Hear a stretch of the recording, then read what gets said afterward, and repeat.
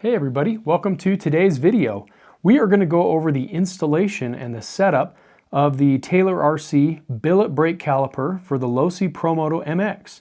I'm going to go do some running in the dirt and I'm swapping out the tires, so I thought this would be a perfect opportunity to record and share just how simple this installation and setup is. To complete this setup, you will need a few Allen wrench tools. You'll need a 2.5mm wrench to remove the front axle bolt. You will need a 2mm wrench for virtually everything else.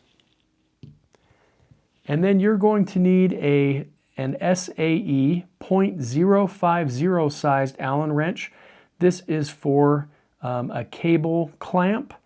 Why Losi decided to use a single SAE screw on this motorcycle is a mystery, but it's important to know just because I know for a lot of people, they don't always have this size Allen wrench quickly on hand. So the basic overview of what we're going to be doing here is we will be removing this brake caliper, and we will also be removing the brake cable from the noodle. We also will be removing the driver figure and this upper portion of the plastics. So let's get into it. After you've removed the driver's legs, you'll have easier access to removing the screws from this side plastic piece. There's two of them. There's one right there, and there's one right there. With the plastics removed, you're able to see the brake servo. It's just this little tiny digital servo. This right here is the sleeve that the brake cable goes through. And then this right here on the end of the servo horn has a small cable clamp, and that's what we're going to remove so that we can pull that brake cable all the way through to the brake caliper. To do this, what you're going to do is you're going to move that servo up, pull that down and out, and now you can see that we have the brake cable all by itself. So this little cable clamp right here has the .050 sized set screw that we're going to remove. Now there are two set screws on this, so you want to loosen each side just a little bit.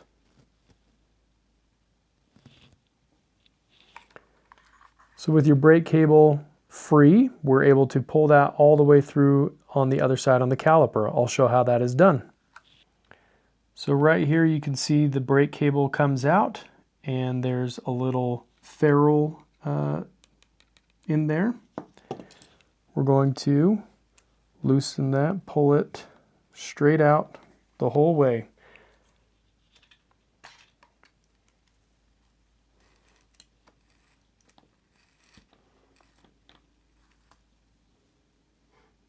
So we've removed the brake cable completely.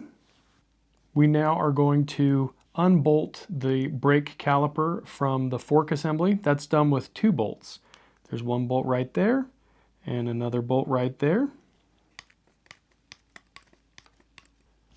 The next step in removing the wheel will be to remove the front axle bolt assembly. It is clamped, and so you want to loosen the two screws. There's one, and then you will loosen this bolt and it will come out, and then the front wheel is free to come off.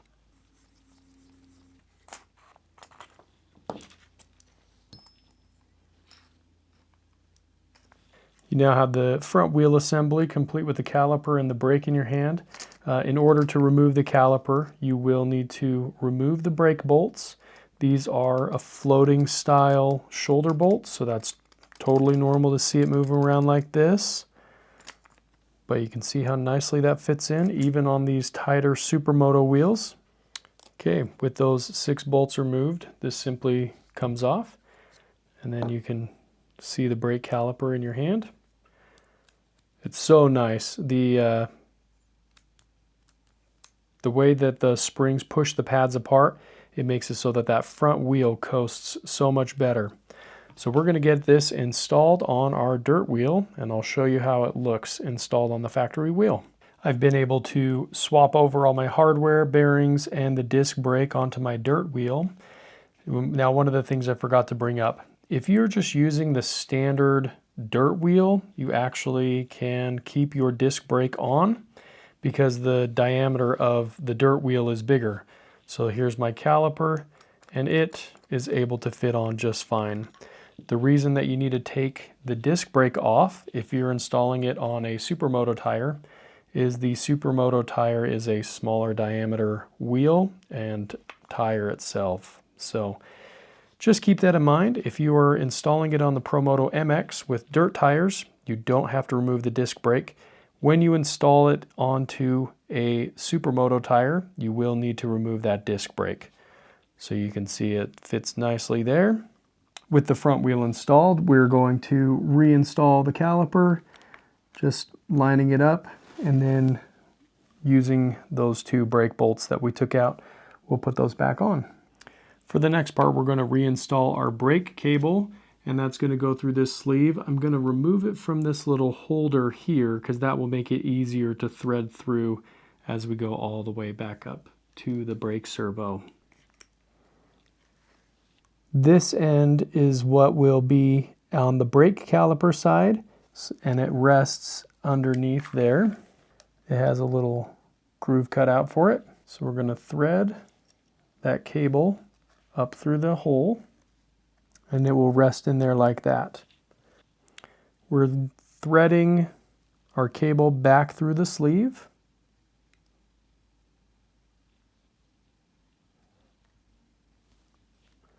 So once you get it back through the top, you can just kind of pull that out, pull that tight. We're going to go back here and make sure that the sleeve is back in its resting place. So the sleeve is back in the resting place right there above the caliper. And we're going to do the same treatment up here, right there for the brake sleeve. Can we take a moment just to appreciate how nice this stuff looks? It's been incredible, performing really well. So we will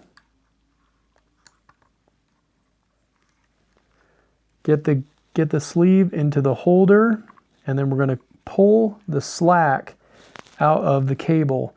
Now we don't necessarily want to pull the cable tight because that will actuate the caliper, but we do need to have it pulled a little bit tight. You can see where the collet was before, and that's where we're going to reinstall it. With the collet installed and tightened, we're going to move the servo horn up. We're going to pull that collet down over and into the holder. Now, if we move the servo manually with our finger, we should see that if the brake is tightening enough. If you find that it's not quite clamping enough with enough force, then loosen your collet and pull it a little bit tighter on the cable. So once you've installed everything back to where it should go, you can test it out and you can set your brake travel. Your brake travel is with that knob right here. And so I've turned mine all the way up. I've decided to go as much as it can. You can give it a spin.